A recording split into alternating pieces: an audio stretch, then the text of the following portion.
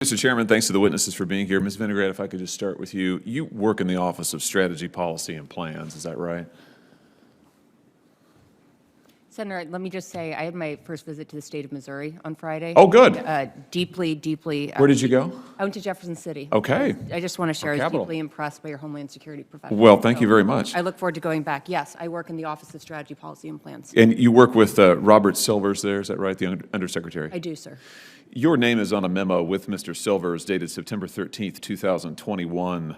The subject is organizing DHS efforts to counter disinformation. This is the memo that recommended the establishment of the Disinformation Board. It was turned over to me and to Senator Grassley by a whistleblower. I have to tell you, we've had the darndest time getting any information about this board out of your agency. We've asked and we've asked, members of this committee have asked. We would know virtually nothing had it not been for this whistleblower who turned over a tranche of documents, all of which are now public. So since I have you here and you wrote the memo, let me just ask you a question or two about it. Whose idea was it to establish this board? Senator, the Department of Homeland Security has engaged in disinformation work pertaining to threats to the homeland and the American people for over a decade. With respect to this internal working group, there were discussions about the need to ensure that there were guardrails in place across the department to protect civil rights and civil liberties and privacy.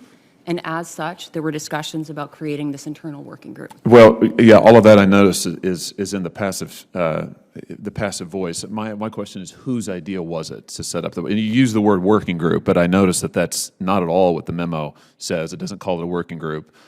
The directive that Mr. Mayorkas eventually signed off on does not make this board a working group. It had managerial authority, it had directive authority, all of that's in these documents. So let's please not go back to those tired and now disproven talking points. So let me come back to my question. Whose idea was it to establish the board? Was it yours?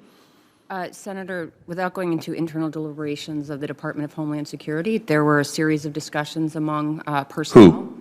I'm not going to go into the internal deliberations of the department. Why not? You're under oath. I am under oath, sir. That said, these are internal deliberations at the department. As you know, sir, the charter was signed by the Secretary of Homeland Security. Yeah, I only know that, by the way, because of the whistleblower documents. We would not know that otherwise. Senator, the charter was signed by the Secretary of Homeland Security. The charter included, the working group included representation. Does the charter call it a working group, since you bring up the charter? This was a working group, sir. Does the charter call it a working group? I don't recall the charter. No, the answer is it does not. So was it your idea to establish the board? As I testified, Senator, under oath, the establishment of the working group was a decision taken, a conversation that was had among multiple individuals at the Department of Homeland. So you're not going to answer my question. Ms. Jankowicz, Nina Jankowicz, she was appointed to run this disinformation board. How was she chosen? Ms. Jankowicz was chosen consistent with practices for the hiring and vetting of political appointees. Walk me through that process. Who was involved? I don't know the full scope of that process. You weren't involved in it? I was involved in one piece of that process. What was the piece that you were involved in? I spoke with Ms. Jankowicz. At what point? As part of the standard process for political appointees, I spoke with Ms. Jankowicz. What time frame would this have been? This would have been, sir, I don't want to give you an incorrect answer. It's okay. Give me just a frame. Early 2021. Okay. February. January? I don't recall the exact date, sir. I can get back to you on that. Okay. January, February time period, perhaps. That would be early 2021. The Secretary signed the charter, I believe, in February of 2021.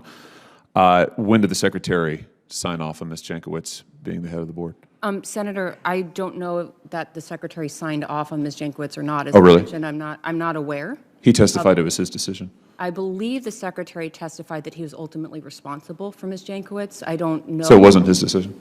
Senator, I just said I don't know the full scope of that. Did you recommend favorably Ms. Jankowicz to the Secretary? After speaking with Ms. Jankowicz, I was impressed by her expertise during our conversation and noted my recommendation to others in the department. Were you, so you recommended yes. I think that sounds like it's a yes. You recommended favorably.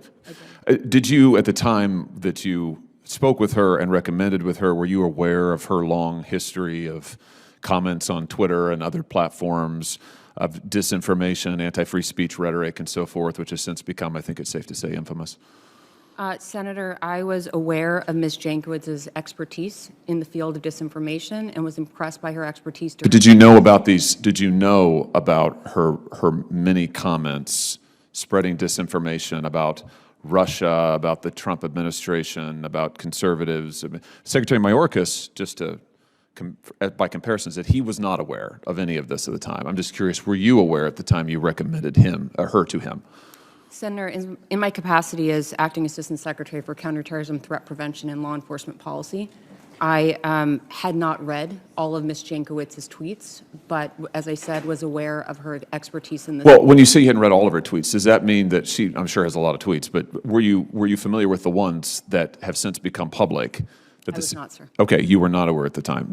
Did anybody bring those to your attention at any time before they became publicly released in this process, this vetting process? Not to my recollection. Okay, so somehow she got through this vetting process with no one, including all the way up to the secretary, apparently aware of what she had said on these public platforms. I find that sort of extraordinary.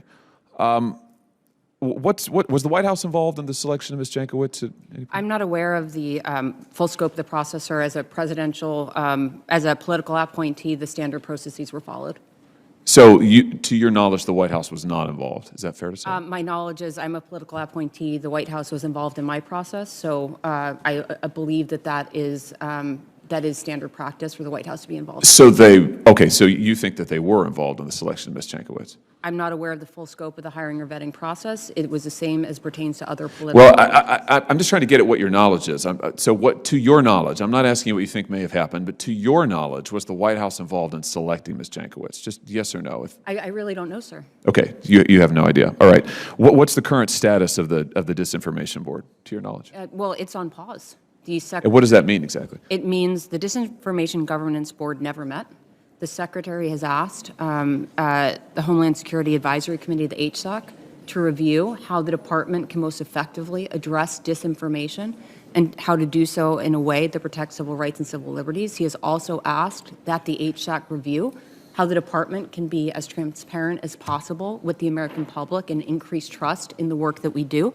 The HSOC was asked to conduct their review within 75 days, and while that work is pending, the Disinformation Governance Board, or the DGB, just is on pause. It's not meeting. There's not work underway. Last question. I know there are other senators waiting to ask questions. Did the board ever meet, any members of the board ever meet with Twitter executives? We know we have minutes of planned meetings with Twitter executives to ask for cooperation in tracking speech. Did that ever happen at any point, to your knowledge? I disagree with your characterization of... Did the meetings with the Twitter executives ever happen, to your knowledge? If I can finish, I disagree with your characterization of the purpose of a meeting that never happened. The meeting with Twitter never happened. Okay, to your knowledge, it never happened. Listen, I've got to let other senators question. I'll just say that I regret that it has taken months to get the most basic information about this board. And again, we would know none of this, none, had it not been for a whistleblower who turned over these documents. Frankly, that is totally, totally unacceptable. Thank you, Mr. Chairman.